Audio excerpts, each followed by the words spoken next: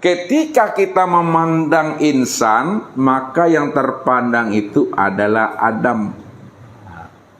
Ketika memandang Adam, maka yang terpandang itu Muhammad. Ketika memandang Muhammad, maka yang terpandang itu adalah Allah. Ketika memandang Allah, maka yang terpandang itu, coba jawab lagi, Pak Edi. Ini naik ke atas gajinya. Paham? Saya ulang lagi. Kalau kita memandang insan, maka yang terpandang itu Adam. Kalau kita sudah memandang Adam, maka yang terpandang dari Adam itu adalah Muhammad. Kalau kita sudah memandang Muhammad, maka yang terpandang itu adalah Allah. Kalau Pak Edi sudah mampu memandang Allah, maka yang terpandang pada Allah itu apa? Yang terpandang itu adalah dirinya. Ya. Satu baru tuh terpandang dirinya. Ustaz ngikuti terpandang dirinya. Yang kedua apa? Tuh dia, alhamdulillah, yang terpandang itu sifatnya. Yang ketiga, yang terpandang itu asmanya, tinggal nurun sana itu. Yang terakhir, yang terpandang itu afalnya. Tuh dia tuh. Kemana tempat memandang diri, sifat, asma, dan afal itu? Dewi lagi. Tempat memandang diri, sifat, dan asma, serta afalnya Allah itu, kemana tempat memandangnya? Pada insan. Kalaulah tempat memandang diri, sifat, asma, dan afal Allah itu pada insan, afal Allah pada insan, kemana tempat meniliknya, Rahmi? Tubuh. Alhamdulillah. Asma Allah pada insan, kemana tempat memandangnya? Pada hati. Sifat Allah pada insan, kemana tempat memandangnya? Pada ruh. Ya. Zat Allah pada diri insan, kemana tempat memandangnya? Kepada sir.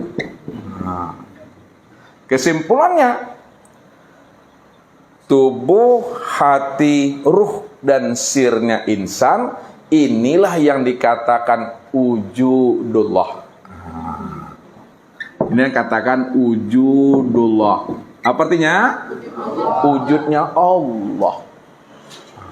Disitulah letak memahaminya. Allah mengatakan dalam sebuah hadis qudsi, wallahu, lihat, wallahu nafsihun wa ana nafsahu wujudahu.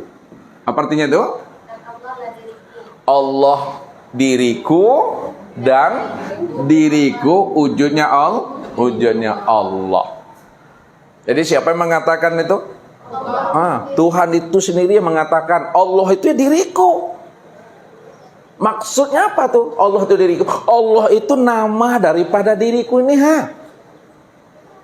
Wa ana nafsahu wujudahu.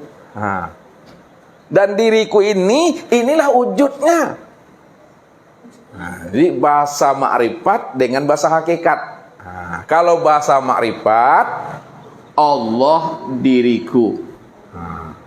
Itu bahasa makrifat tuh.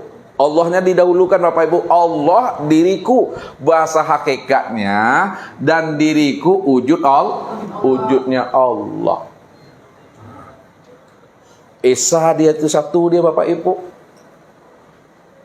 Kalaulah Allah diriku dan wujudku adalah nyatanya wujud Allah, yang mau orangnya pada insan. Ya. Insan itu inilah Bapak Ibu sendiri. Disitulah sempurnanya syahadat itu, Bapak Ibu. Sempurnanya penyaksian itu. Jadi bukan hanya sebatas melafazkan, bukan sebatas hanya menyebut, ya, tapi betul-betul paham dan mengerti jelas orang yang kita sebut Allah dan Muhammad itu tiada lain pada diri sendiri. Ya, itu yang pertama. Yang kedua dalam pemahamannya, kita turun ke bawah. Memandangnya secara hakikat juga. Asyhadu an la ilaha illallah. Ya. Ini yang kedua ya. Apa artinya tadi Ibu? Aku bersaksi tidak ada Tuhan melainkan Allah. Syahadat apa namanya nih Bu? Syahadat tauhid. Walaupun ini disebut syahadat tauhid, namun yang mengucapkan kalimat syahadat tauhid itu siapa? Siapa ibu-ibu? Iya, walaupun ini dikatakan syahadat tauhid, yang menyebutnya itu adalah Muhammad. Apa kata Muhammad?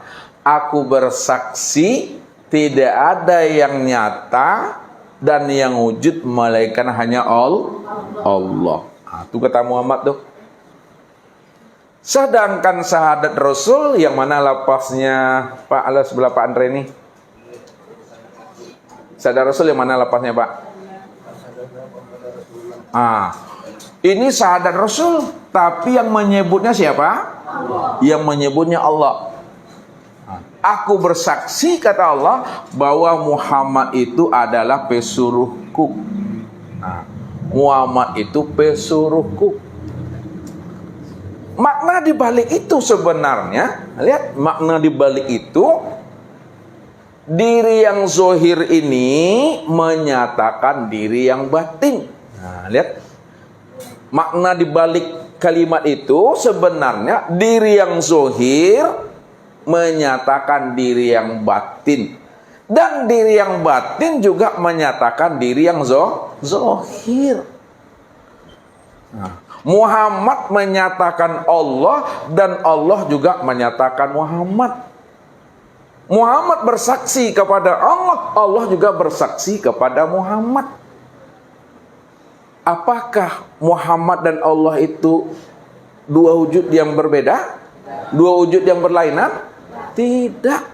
Kalaulah Muhammad dan Allah bukan dua wujud yang berbeda, bukan dua wujud yang berlainan, hanya satu, itu maknanya Allah itulah yang menyaksikan dirinya sendiri di luar dirinya yang bernama Muhammad.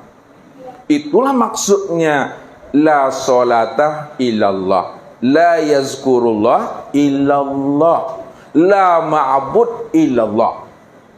Tidak ada yang sholat, tidak ada yang ingat, tidak ada yang menyembah, melainkan hanya Allah semata-mata. Disitulah letaknya Allah itu, wujudnya qiyamuhu binafsihi.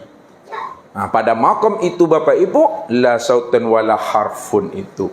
Tidak ada lagi suara, tidak ada lagi kata di situ. Itulah sempurnanya syahadat Bapak Ibu itu. والإسلام ديني ومحمدا رسول الله